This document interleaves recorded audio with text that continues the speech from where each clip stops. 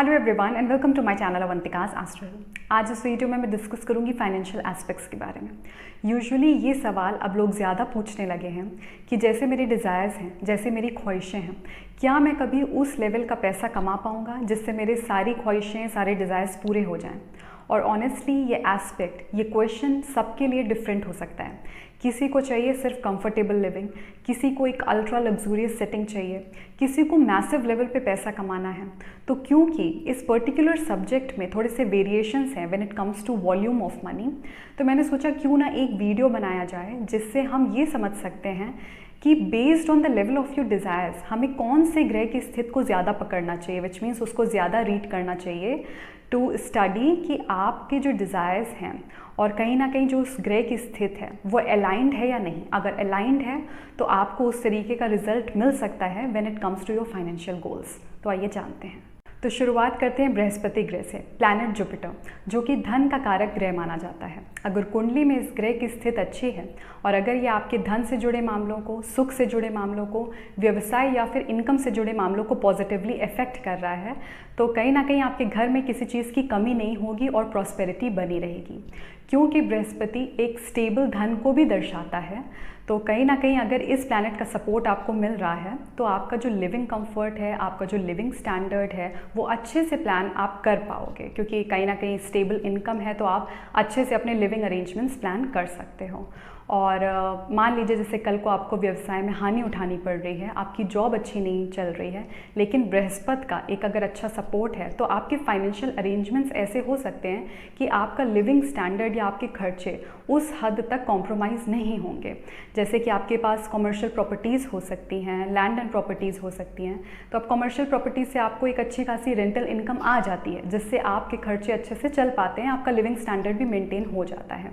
तो अगर आप कहें कि मुझे कंफर्टेबल लिविंग चाहिए, मुझे अच्छे से अपने लिविंग कंफर्ट को फैसिलिटेट करना है कि मेरे पास किसी चीज़ की कोई कमी ना हो, एक अच्छा घर हो, अच्छी गाड़ी हो, एक अच्छा लिविंग कंफर्ट हो, तो उसमें बृहस्पति का रोल आ जाता है। क्योंकि बृहस्पति प्रॉस्पेरिटी को और एक स्टेबल धन को रिप्रेजेंट करने वाला प्लैनेट है।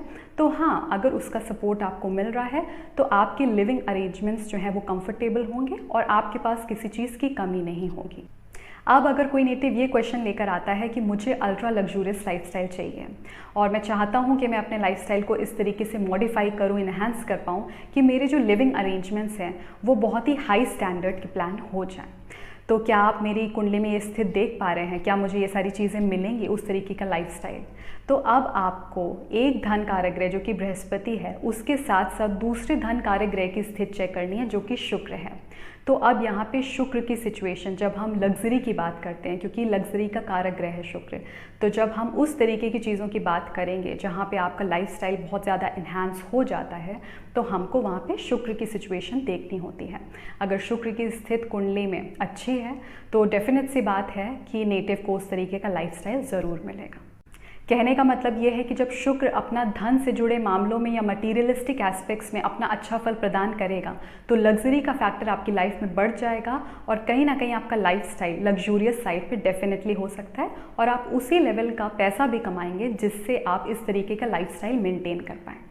अब अगर नेटिव ये सवाल लेकर आता है कि मेरे ड्रीम्स बहुत बड़े हैं, मेरी ख्वाहिशें बहुत बड़ी हैं, मेरे एम्बिशंस बहुत बड़े हैं और मैं बहुत ज़्यादा पैसा कमाना चाहता हूँ, मैं कार भी एकदम नीश सेगमेंट की चाहता हूँ, मैं घर भी एकदम प्राइम सेगमेंट का चाहता हूँ, तो क्या कभी मैं इतना ज़्यादा पैसा कमा पाऊँगा? अगर मैं कल को 4-5 बार भी फॉरेन ट्रिप्स करना चाहूँ साल में, तो मुझे सोचना ना पड़े, मुझे बजट ना क्रिएट करना पड़े, मैं आराम से खर्च कर पाऊँ जब भी चाहूँ, जैसे भी चाहूँ।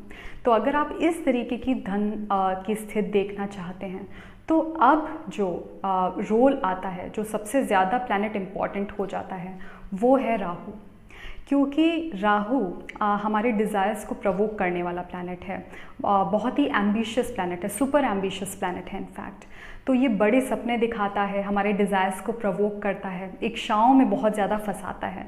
तो अगर राहु का सपोर्ट किसी नेटिव को मिल रहा है, क्योंकि एक ऐश्वर्यशाली ग्रह है, अगर वो आपको एक अच्छा फल दे सकता है, देने के योग्य है, तो वो धन की स्थिति को ज़रूर से ज़रूर अच्छा करने की कोशिश करेगा। वो खुद आपके एफर्ट्स के ही थ्रू होंगे, but it is more like कि आपने एफर्ट्स करे, आपने बड़े सपने देखे और वो जो बड़े सपने हैं वो कन्वर्ट भी हो गए रियलिटी में।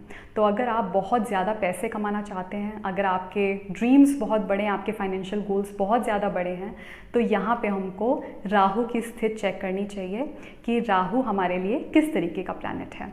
कभी कोशिश करूँगी कि मैं राहु की स्थिति के बारे में भी, क्योंकि यूजुअली लोगों को कन्फ्यूजन होता है और वो पूछना चाहते हैं कि राहु मेरे लिए कैसा ग्रह है, तो कभी पॉसिबल हुआ तो इस वाले टॉपिक पे भी एक वीडियो बनाऊँगी। So this was all about different financial aspects and arrangements as per individual goals based on different planetary situations. तो ये वीडियो आपको कैसा लगा मुझे कमेंट सेक्शन में ज़रूर बताइएगा, और अगर पसंद आया तो लाइक करना मत भूलिए। Soon I'll return with a new topic. Till then, please take care and stay safe.